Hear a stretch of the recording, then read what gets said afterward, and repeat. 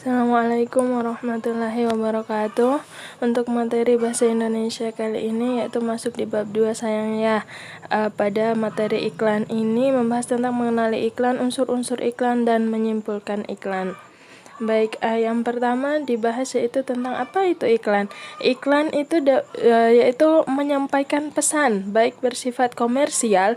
Komersial ini yang bersifat uang ya, yang bersifat dibayar kayak gitu. Ataupun sosial, pesan-pesan layanan masyarakat seperti memakai masker, cuci tangan, menjaga jarak kayak gitu, itu iklan sosial. Maupun pribadi, ini yang pribadi ini sayang seperti iklan lowongan pekerjaan yang membutuhkan pembantu dan lain sebagainya. Ini tujuan iklan itu untuk membujuk orang lain agar tertarik pada barang dan jasa yang ditawarkan. Jadi ketika berbicara tentang iklan bukan hanya tentang barang sayangnya, tetapi juga jasa. Kalau barang itu bisa kayak mie, kalau jasa itu kayak pembantu dan lain sebagainya ya. Terus berikutnya ini jenis-jenis iklan sayang. Jenis-jenis iklan secara umum itu ada 3. Pertama, iklan secara umum, lalu kedua ada yang namanya slogan, dan yang ketiga itu ada yang namanya poster. Mari kita kenali satu persatu sayang. Baik, yang pertama ada iklan secara umum. Iklan secara umum itu mengandung 4 unsur. Pertama, dia ada gambarnya, lalu berikutnya ada kata-katanya, ada gerak, dan ada suara. Ini iklan secara umum ini bisa dilihat di iklan-iklan televisi, kayak gitu. Kayak kalau ada jeda iklan di berita dan lain sebagainya, itu pasti yang ditampilkan iklan secara umum.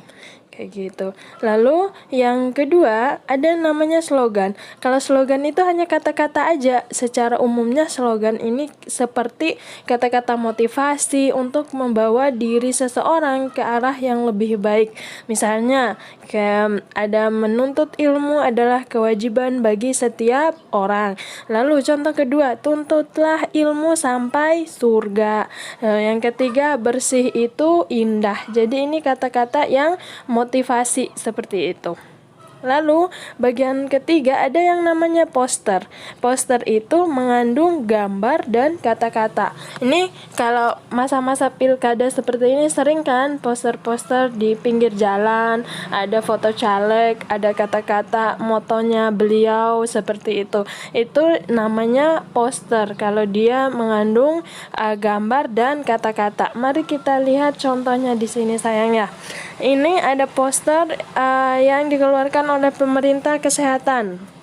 Menteri Kesehatan, ada gambar ibu-ibu memasak, ada tulisannya bijak memilih makanan gitu. Lalu mari kita membahas lagi tentang unsur-unsur iklan. Unsur-unsur ini memudahkan kita untuk memahami iklan, memahami tujuan iklan yang disampaikan oleh orang lain. Lalu melalui unsur-unsur ini kita juga bisa menyimpulkan iklan itu sendiri. Ini iklannya iklan apa sih? Kayak gitu. Mari perhatikan sayangnya. Di sini ada 5 unsur. Pertama ada sumber, kedua ada pesan, ketiga ada media, keempat ada penerima, lalu kelima ada efek atau umpan balik. Nah, di sini ada poster atau iklan tentang selamatkan anak-anak kita dari bahaya penyalahgunaan narkoba. Ini yang dikeluarkan oleh pemerintah atau BNN ya, lebih khususnya. Pertama sumbernya yaitu dari pemerintah, orang yang memasang. Lalu yang kedua pesan yang disampaikan yaitu melindungi anak-anak dari bahaya narkoba. Terus yang ketiga media atau sarana yang digunakan. Media ini bisa media cetak atau multimedia. Multimedia itu ya seperti iklan di TV itu, seperti itu. Kalau media cetak di koran kayak gitu. Lalu yang keempat penerimanya, siapa yang dituju. Ini kan yang dituju jelas orang tua dan anak-anak. Orang tua sebagai pengawas anak-anak dan anak-anak sebagai korban dari narkoba itu sendiri. Lalu yang kelima, ini efek atau umpan balik. Apa yang diharapkan oleh orang yang memasang iklan kayak gitu. Nah, ini bisa juga dikatakan sebagai perubahan yang diharapkan oleh orang yang memasang iklan kayak gitu. Nah, ini BNN ini atau pemerintah ini mengharapkan agar orang tua dapat mengawasi anak-anak dalam pergaulannya agar tidak terkena narkoba. Begitupun dengan harapan kepada anak-anak agar terhindar dari narkoba kayak gitu. BNN itu Badan untuk narkotika sayang ya.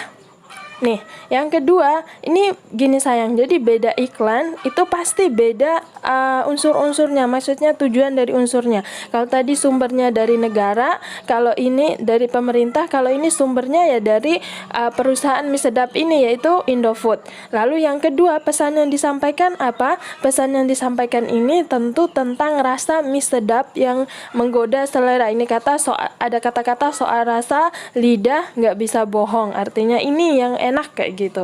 Nah, yang ketiga, media. Jadi media yang digunakan oleh perusahaan Indofood ini kan seringnya adalah di multimedia atau iklan-iklan di televisi. Kalau media cetak juga ada, tapi seringnya di multimedia. Lalu yang keempat yaitu penerimanya. Siapa penerimanya? Ya semua orang yang berpotensi untuk membeli mie sedap. Lalu yang kelima ada efek atau umpan baliknya, yaitu agar orang membeli mie sedap kayak gitu sayang ya. Baik, demikian penjelasan materi tentang iklan ini. Semoga dapat dipahami dengan baik sayang ya. Ingat materinya, pelajari dengan baik. Demikian, jazakumullahu khairan. Wassalamualaikum warahmatullahi wabarakatuh.